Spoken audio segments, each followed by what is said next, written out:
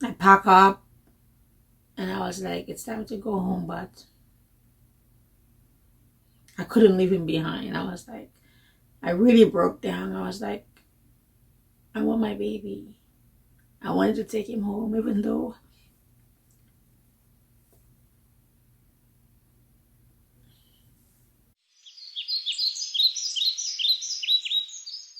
Hi, everybody, and welcome back to Green Pastures. Again, if you want to experience growth, peace, new beginning, and restoration, please tune in to Green Pastures so that we could grow together and come back to our first love after the loss of a loved one. As you guys may have seen, I made part one, and now I'm just gonna continue my story. So that's part two of my story of what happened and how and my baby passed on. So I think I left off at being at the hospital on bed rest. So I was at the hospital on bed rest. I was waiting to get to 22 weeks so that I could be transferred to a different hospital. So I was there on bed rest. They did all that they could do. The nurse were very nice. They made sure that I was okay. I was on some a lot of different not a lot, just on some blood thinners and some other medication to have helped me since I was on strict bed rest. That I only had washroom privileges at that point. So it was 4 days before 22 weeks that I was going to be transferred to a different hospital. So the day before he came, only thing I did was, I had a shower, just, freshening up because I was admitted, like, for example, I was admitted on Monday and I wanted to be whatever. So I had a shower that day. But usually I would always have like some pain because apparently, and while being pregnant, I had gallstone, but I didn't know about that till after I gave birth. So I was having some pain during my pregnancies. So usually I would have pain and I would think, okay, it will go away. Maybe it's just gas pain, maybe it's whatever. It will go away.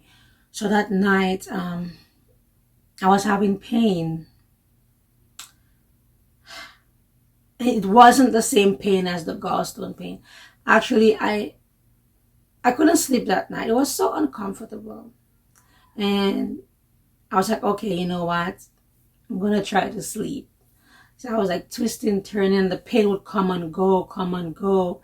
And to be honest, I never experienced like contraction like that because for my previous kids, I had C-section, so I didn't go through the whole labor process. So to be honest, I think that I wasn't taking it as anything. So I didn't call the doctor. I was in pain on and off and on off. It was like, what's going on? And back in my head, I was thinking it might be Braxton Hicks or it might be contraction, but I was just trying to hide it. Like I didn't tell the nurses. But I called my husband and I told him I'm having pain since last night. Like, I should just come and go, come and go, come and go. And at 4 in the morning, I like, you know what? I'm gonna have to tell the nurse. So I did tell the nurse. So usually they would put that monitor on you to, it will tell them if you're having contractions. The monitor wasn't picking up anything. So from 4 in the morning to like 7 in the morning, it wasn't picking up anything. Like it's not picking up contraction, but yet I'm having the pain. So I was thinking, okay, maybe I just need to use the bathroom. And during that time, I was having like difficulty going to the bathroom. So okay, maybe I just need to use the bathroom. Just give me some time because I feel like I needed to, but then nothing was happening. So okay, maybe I need to use the bathroom. Let's just give it some time. But then they would come in and check me. Like I think that when you tell them that you're having pain, like the whole department would come and they would send different OB would go check me, and the pain was just coming like frequently. And they're like, oh, like the baby is coming, you're fully dilated. And I'm like, oh no. I was like, it's only 4 more days until you guys transfer me. Could you just transfer me right away to the hospital? They're like, no, they wouldn't accept you because you're only 21 weeks. They only accept you when you're 22 weeks, and that's when they resuscitate. So at that point, I was still optimistic. I was still trusting God. I'm like, Lord, I don't know how you're going to pull this through. I don't know. I didn't know what to expect and how this is all going to play out. People were praying for us. People were encouraging us. The baby will be fine. So I still had faith. I still had hope. I still had faith. I'm like, you know what? I serve a big God. I serve a miracle worker. I serve a God that raised the dead. So what is that for God that he cannot do? Like, you know, I'm like, God is going to see me through. So then contraction keep coming and they asked me, do I want to take the epidural? And I said yes, because the pain was just unbearable after. It was just keep coming. And I didn't want to feel anything, like any more pain.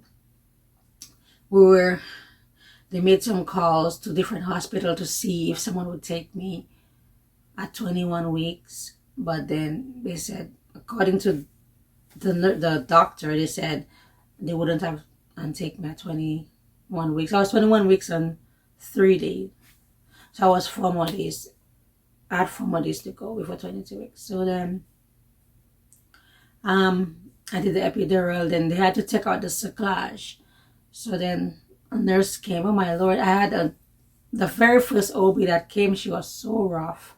And I really didn't want her to take out the cerclage because she was so rough to check my cervix. And I'm like, this lady is not going back in me. Like, I don't want her to touch me because she wasn't gentle. But then I had, thank God, I had a different OB taking out the cerclage. She took out the cerclage. I'm like, okay, please don't break my water.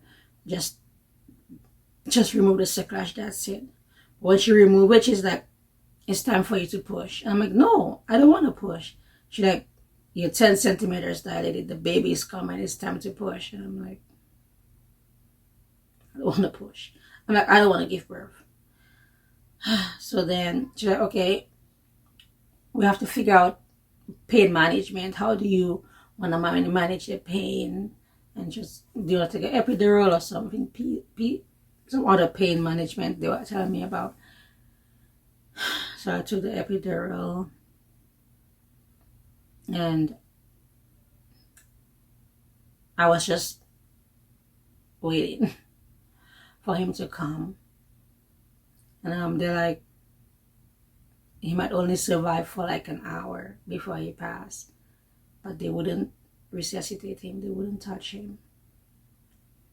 But I could have be with him or kept him as long as I want. So I ended up pushing him out. After a while, I'm gonna insert some pictures. I pushed him out. He was young, so his lungs wasn't developed because he was still 21 weeks and 3 days. But I could have seen his heart beating. So his heart was beating, so I could have seen that. And I held him, and he died maybe after like an hour. At that moment,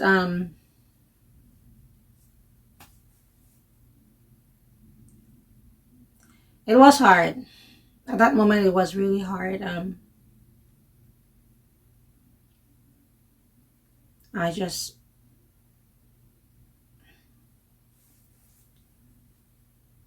held him and cried. I couldn't have prayed. I couldn't have said anything to God. At that moment, I was very angry. Like, I was very angry at God. And I doubted him. I doubted in his existence. I said, just no way God is real. And I'm like, I was like, I don't even know what I believe in anymore. I'm like, who's that God that I serve? And who is that God that I believe in that took my baby and is causing me that hurt? You know? My husband was telling me about God, and I didn't want to hear about God. Like, I was so upset with God. I'm like, there's no way God exists. I didn't want to hear God, see God. Nothing. Like, I just, so I just held him for the whole day, and we were just taking, we took pictures. We did his handprint, his footprints. We took pictures with him. The nurse was very nice. I stayed with him for almost the whole day, and they were like, oh, you could keep him as long as you want. I could have stayed in the hospital and be with him, but I didn't. I decided I had to I thought I was able to let go and go home, but I pack up and I was like, it's time to go home, but I couldn't leave him behind. I was like, I really broke down. I was like, I want my baby.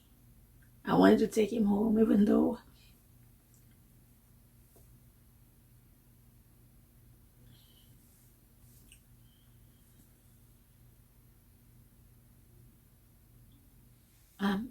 though he wasn't alive. I wanted to take him home. And I want to say to everyone that's grieving, you grieve the way you want. Everybody wants you to grieve differently. It's okay to cry sometimes. It doesn't matter if you're healed from the situation, but it's a hurtful situation, and it's okay to cry. You just have to make yourself grieve and feel whatever feeling that you're feeling at the time. But I had to let him go. It was hard, but I had to. And the worst part was, right after, like they were talking about funeral home and burying him. I'm like, I don't want to bury my baby. Like, who want to bury their child? And I felt like I was having all this trauma. Like, to me, it was trauma just coming at me. I was like, okay, they're like, find your funeral home, get the body, and it's like he died on a Thursday. On a Friday, I was at a funeral home choosing the casket for my baby. I was like, is this real? Like, Lord, why are you putting me through this? Why am I going through this? And I was still questioning God. I was like, why? I just didn't understand. And it's okay, because sometimes we just don't have the answers for everything. And sometimes we just don't understand what's happening, right? But God is so good. And that's this whole point of this channel. In spite of the hurt that you're going through, God is still good. Because even when I wanted to turn my back on God, the same day I came home, my sister-in-law was just praying for me, and I felt like I really felt God present. That night I came home, I felt the comfort, that God is comforting me. I just felt him with me, like it was just so rich. I'm like, oh my God, in spite of me not wanting him, he wants me. And that is so beautiful. And we have to try to focus on what the plan that God has for us and what he wants to do in our lives. We all have a journey. We all have a purpose. We all have a plan. God wants to use all of us. And she was praying, and I just felt God presence so rich. And I'm like, God, like he's still after me. And it actually gave me the courage to actually speak to my son and tell him, hey, your brother passed on. I was able to speak to my son without even crying. God just gave me that strength to like be able to speak to my son and be strong for him, because it was hard for my son as well. So God allowed me to actually give me the strength to actually be there and hold strong for my son. But I just wanna let you know that everybody grieve differently. Some people will get over it in 2 months. Some people take years, and that's okay.